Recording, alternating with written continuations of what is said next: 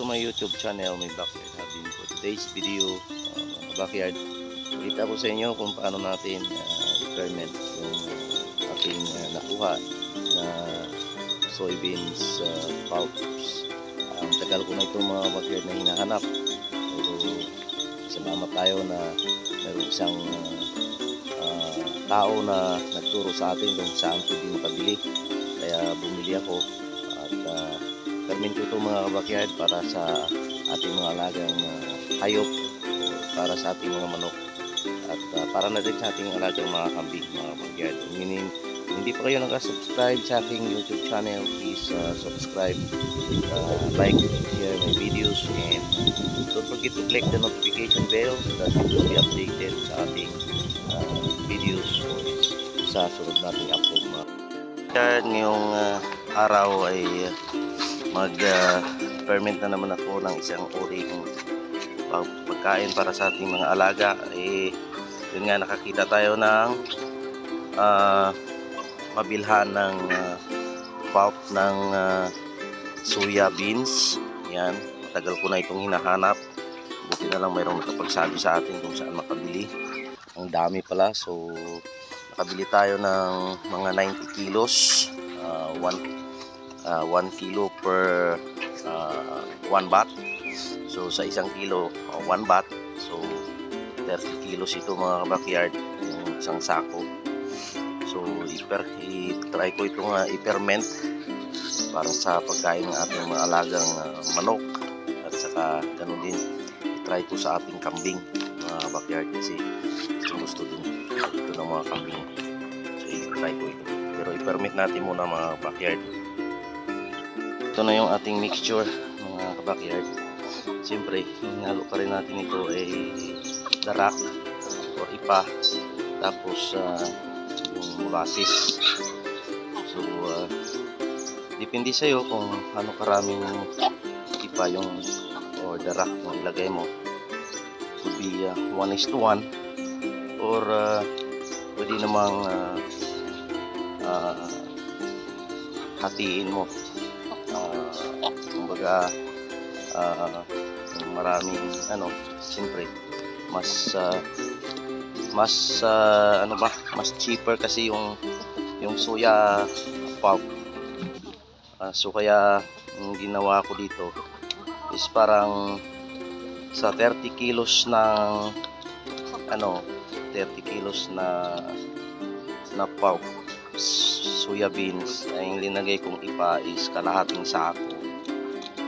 So bali lang, mga nasa 15 kilos yung nailagay ko. Yan yung linagay ko dito mga backyard. So ilagay na natin to sa ating barrel. Ilagay na natin sa ating lalagyan.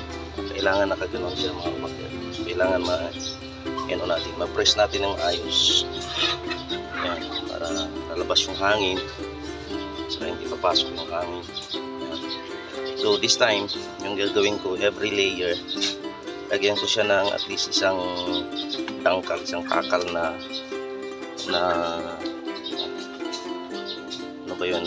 molasses. Yan, tingnan natin. Kasi yung dati sa pinakong nakataas linalagay, pero ito every layer lagyan ko lagyan ko ng molasses. Mga backyard, tapos na natin ilagay ito. So kailangan sa inyong lalagyan na barrel, kailangan na wag nyong masyadong punuin mga backyard. Yan yung allowance, kasi aalsa pa to mga backyard. Yan. So yung gawin natin dito, yung gawin ko dito ay lagyan ko na lang to ng molasses, tubig, may molasses sa taas, and then i-shelled ko na to mga backyard. Tapos na yan. So after 7 days pwede na natin ito ulit magamit, mapakain sa ating mga alaga. And nakita ko pala sa inyo mga backyard yung finished product ng ating tapioca na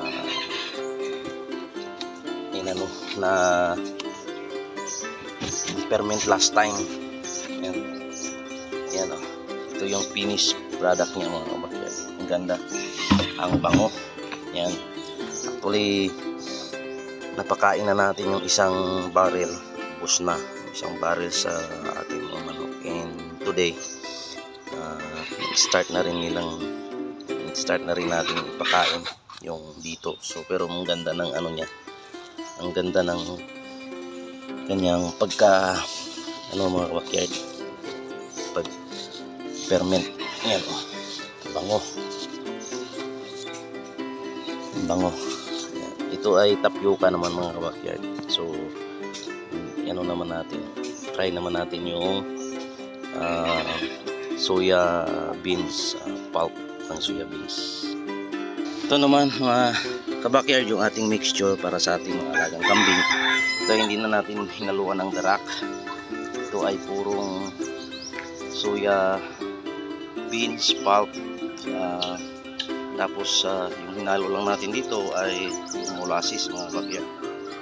So ferment ko ito ng 7 days, and then try ko ito ipakain sa ating mga alagang kambing, and tingnan natin ko kung magustuhan nila ito. Pero alam ko sa Pilipinas ay pinapakain ito ng ating mga goats farmer or raisers dyan sa Pilipinas. So hindi ko lang alam kung paano nila piniprepare, pero dito naman yun lang palaging ginagawa nila. Actually mayroon pa silang isang paraan na para paramihin ito.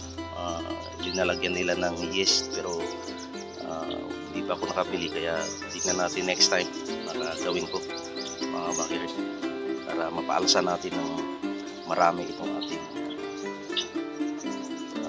fermented na soya beans pulps para sa ating mga alaga mga hayop dito, at pati na rin yung actually yung tapioca, yun din yung ginagawa nila. So ito ilagay ko muna ito sa lalagyan natin para sa ating mga alagang kambing. Matapos na rin yung sa ating kambing, ganyan lang yan kasi isa pa. So i-sell ko na lang ito mga backyard para natin secure. At kailangan mga backyard, kapag mag-sell kayo, mas maganda pa kung mayroon kayong plastic. Lagyan mo muna ng plastic tapos ilagay yung cover, pero dito sa akin ngayon wala kasi. Actually dinalagyan ko sana ito ng black, ginagamit nila sa basura dito, black plastic na black. Yan, garbage bag. So linalagyan ko ito bago i-sealed para secure na secure siya, pero ngayon wala kasi. Pero okay naman yung kinalabasan nung hindi ko kinabira ng plastic. Basta basta i-sealed natin ng ayos. Kailangan na ayos yung ating lid ng ayos, at saka nakalock siya ng ayos. So yung mga kabakyard, patuloy tayong mag-ferment pa kasi tapos. Mga kabakyard, dito na yung ating gram o pangatlong gram na pinerment na soya pulp, soya beans pulp. So binagyan ko pinuhusan ko ng tubig na may molasses sa taas mga kabakyard, para maganda yung ating fermentation. Ayan mga kabakyard. So kaya wala lang ako ng pwedeng lalagyan, kaya hindi na ako maka-ferment ulit. Pero sa lahat na na-ferment natin, ito na ang ilang kilo na ba ito? Kasi kahapon is 90 kilos, tapos ngayon 60. So bali 150 kilos na yung ating na ferment. At ito yung naiwan mga kabakyard, ito yung natira. Ipakain natin ito sa ating mga alaga na i-mix na lang natin sa mga pagkain kasi gusto naman nila kahit ito. So ipakita ko sa inyo mga kabakyard yung na-ferment natin yung kahapon. Yan ito na yung kanyang texture. Ayan mga kabakyard, yan. Ito na yung texture, one night pa lang to. Ayan. Pero maganda na yung kinalabasan. So kailangan lang na i-shield natin ito ng maayos mga kabakyard para maganda yung ating fermentation, yung pagsukan ng hangin para hindi masira itong bango niya mga kabakyard. Yan. So maraming salamat sa inyong pagsuporta sa ating munting YouTube channel. Please continue to share and like ating mga videos and click the notification bell so that you will be updated sa aking next video, and subscribe na rin mga kabakyard. God bless.